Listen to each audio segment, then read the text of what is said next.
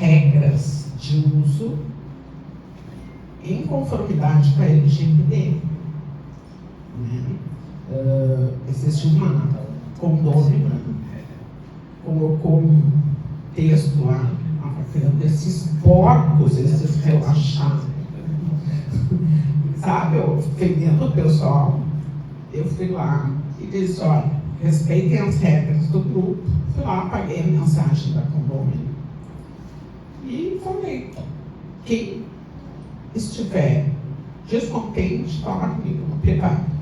Mas é bem importante, como a doutora Chalon falou, né, que tem ações aí, questões de conversas de WhatsApp, ou as pessoas expõem, às vezes, crianças, né, nas áreas comuns, que está jogando bola, onde não pode, aí tira foto e bota no grupo. Então, isso tem um peso bem forte. Ainda sobre esse ponto, tem um inverso, né?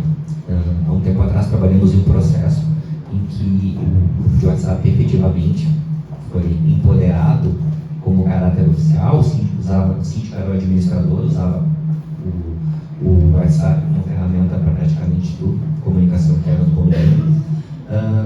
E um grupo de oposição, né, começou também a fazer questionamentos, e o síndico que fez removeu, né, os opositores, os questionadores do grupo de WhatsApp. Isso resultou numa demanda judicial, em que no processo o juiz reconheceu que o síndico, por ser o administrador do grupo, por ele utilizar com frequência como um canal de comunicação, ele tornou o WhatsApp, aquele grupo, como um canal oficial do condomínio, e o condomínio foi condenado, né, ao síndico recolocar aqueles condôminos no grupo de WhatsApp, porque não houve efetivamente nenhum tipo de ofensa, houveram cobranças, né, e então é importante gerar essa reflexão também ainda sobre esse ponto. Também pode acontecer o contrário, né? Nem todo síndico, né, infelizmente, não são poucos os processos de condomínios contra síndicos que não foram tão bons, né, que geraram problemas para o condomínio. Então, né, maiores conhecimentos, maiores responsabilidades. Eu vou trazer aqui uma reflexão, tá, para vocês. A gente sempre diz que o condomínio é uma mini sociedade, né? É um mini mundo ali. Então, vamos pensar, a gente previne conflitos numa sociedade? Não, né? A gente tem regras claras. Se tu matar, tu vai preso. Mas a gente não consegue evitar as pessoas matarem, né? Então, a regra clara ali da punição facilita. Então, é o que a Maureen disse, as regras no grupo de WhatsApp, deixar bem claro o que vai acontecer. O que o doutor Elias falou, olha, o boletim de ocorrência encaminha no grupo, aí vai servir para os outros verem o que acontece se tu se passar. Elas, de repente, vão querer se passar, mas elas vão se segurar porque vão ter medo da punição. Outra coisa, como é que na sociedade a gente evita que as pessoas assaltem, que as pessoas roubem? Dando comida, dando dinheiro, dando emprego para elas. O governo fazendo a sua parte, automaticamente diminui a criminalidade. A mesma coisa o síndico, ele fazendo a sua parte, ele vai diminuir os conflitos, né, automaticamente.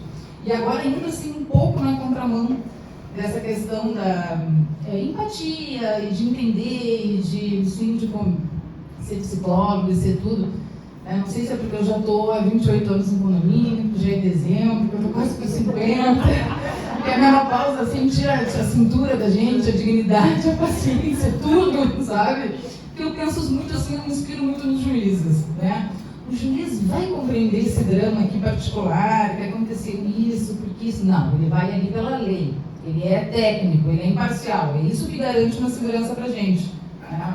Então, eu penso que no síndico também, às vezes, indo totalmente na contramão, tá? Não publiquem isso nas redes sociais, mas conversem menos, se justifiquem menos, entendam menos, expliquem menos, sabe? A regra é essa, eu estou cumprindo aqui, é a convenção que diz, é a lei, o jurídico orientou, porque às vezes a gente quer resolver um conflito e não vai conseguir, vai piorar, né? A gente não resolve os nossos conflitos, imagina as pessoas que a gente nem conhece, nem são nossas amigas, às vezes nem gostam da gente. Nós atuamos muitas vezes numa tentativa de conquistar a pessoa, de convencê-la. Essa pessoa não está apta a ser convencida. Você pode trazer o Papa para conversar com ela, será convencida, porque ela não quer ser convencida. Ela tem outras intenções que são problemas psicológicos dela, não são problemas psicológicos do síndico. Então, tem que ter esse discernimento, isso é muito importante, né? Esses limites serem estipulados. Né? Se eu me permitindo já dar um próximo passo em um outro ponto, que eu gostaria de falar também, a gente tem aí um projeto de lei que começou a introduzir, a gente falaríamos sobre isso, um projeto de lei que vai atualizar o Código Civil. Então temos consideráveis modificações a caminho aí. Improvável que aconteça o ano que vem, porque ano que vem nós temos um ano eleitoral, então possível para 2017, e vai trazer uma série de 26, não, nós temos 25. Lá em 2027. Mais adiante. Se 26 eu não acredito que vai ter uma evolução legislativa, porque é ano eleitoral. Então as prioridades são outras, como sabemos, né?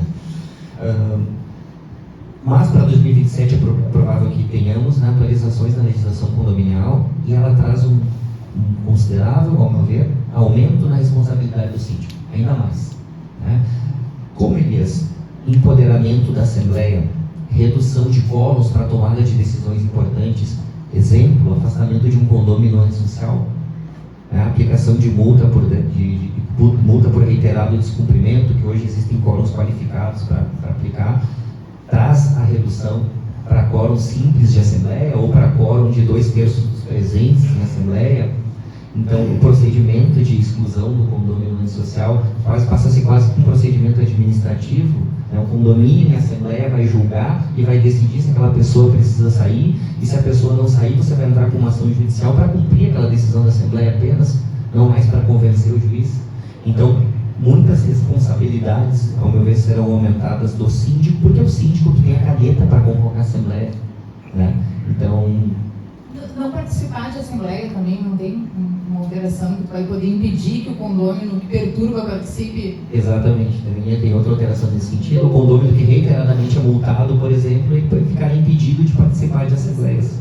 Ele que reiteradamente descumpre as regras do condomínio, o legislador está em vias de entender que ele não é apto para tomar decisões do condomínio, porque ele sequer cumpre as regras que já existem. Então, são muitas mudanças nesse sentido. Sim, o legislador está jogando a bola para vocês, porque estava sobrecarregando o judiciário, porque era muita demanda, era muito conflito, vamos dar esse poder aí para o síndico.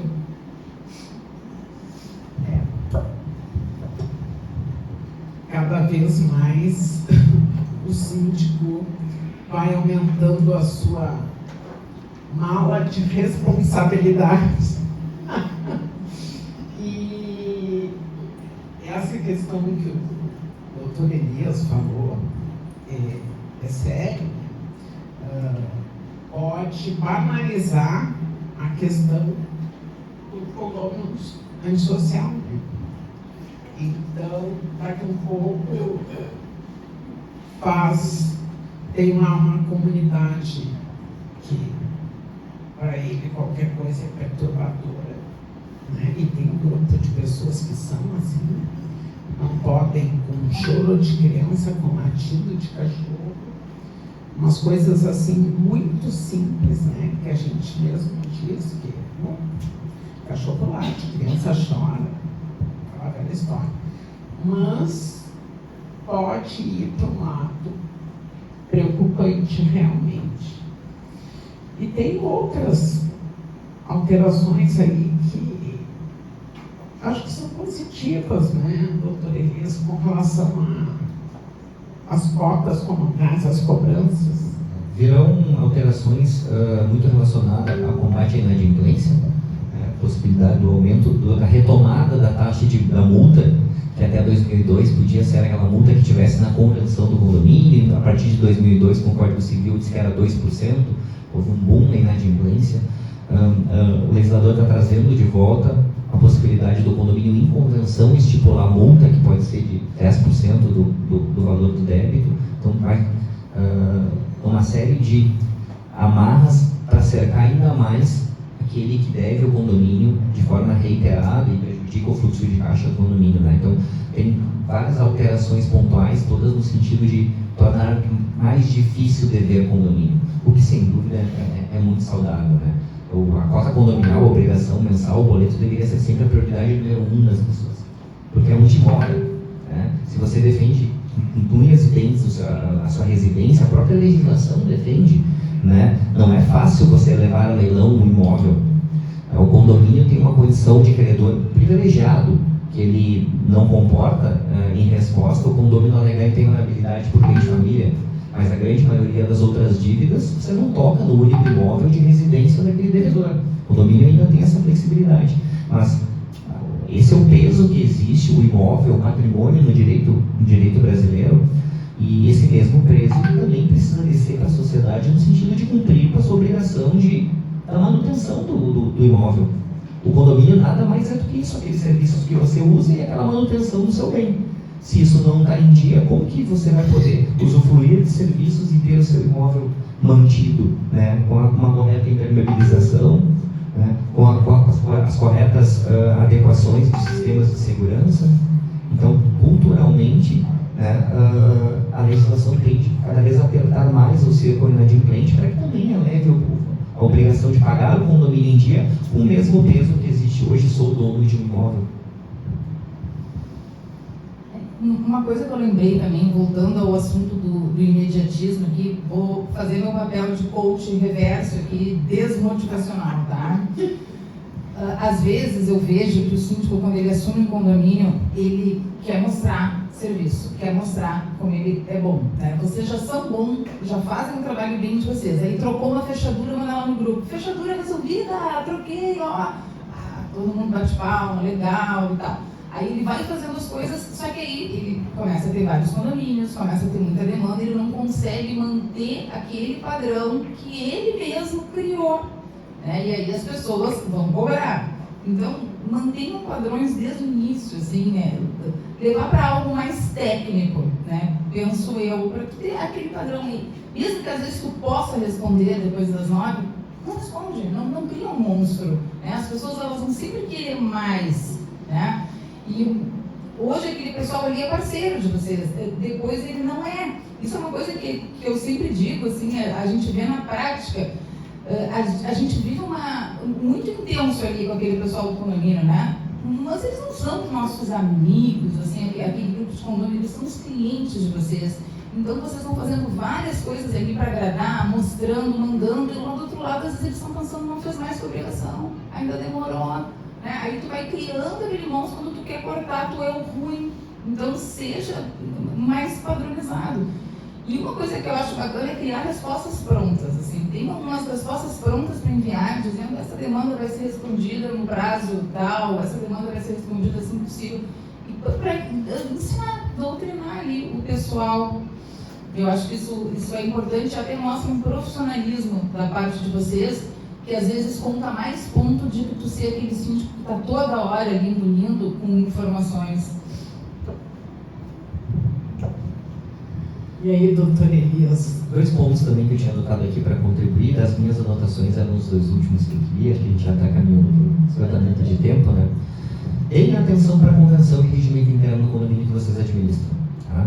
É uma excelente ferramenta, né? Então deem atenção. Vejo muito condomínio ainda com convenção lá da época da construção, 1960, 1958, não vai te dar respaldo para muitas coisas que você quer fazer, né? Para uma boa execução de administração, você vai trabalhar com uma convenção que é completamente descolada da realidade que nós vivemos hoje.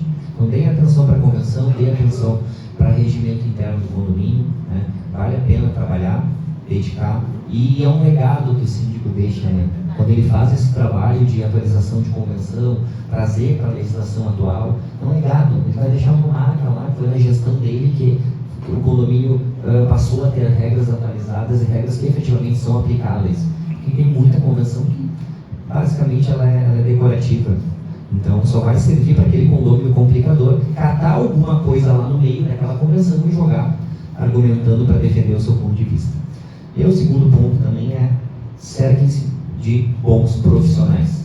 Tá? Então, excelentes empresas, é indispensável o condomínio, o síndico ter, né, ao seu lado boas empresas, né? Prestação de serviço, de consultoria, engenheiro, advogado, né? As empresas terceirizadas, boas empresas que sejam solução, não sejam outro problema. Então, a empresa de prestação de serviço, ela precisa ser a solução, ela precisa ser um auxílio do síndico. aquilo que vai tirar preocupações do síndico. E não um problema que ele vai ter que estar consultando o escritório porque o contrato não está sendo cumprido. Então, os problemas estão sendo gerados pelo comportamento da empresa. Então, cerquem-se sempre de boas empresas, e eram esses os 2 últimos pontos que eu tinha para contribuir. Obrigada. Gente, eu quero agradecer a esses 2 ícones aqui do nosso mercado, né?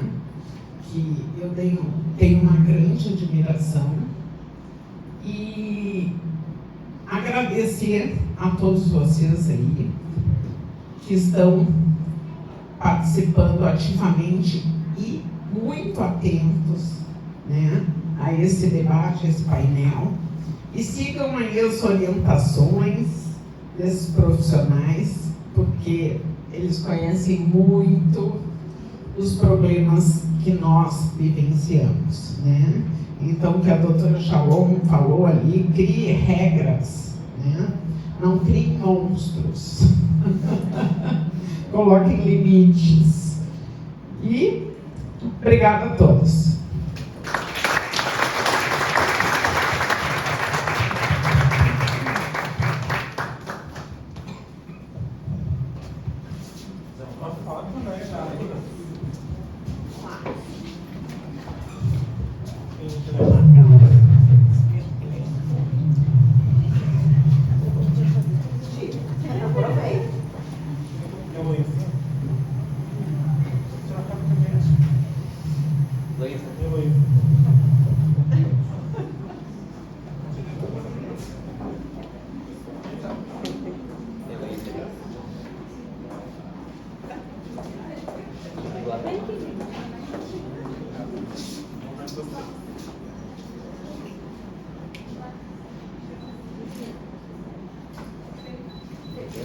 Obrigado, pessoal.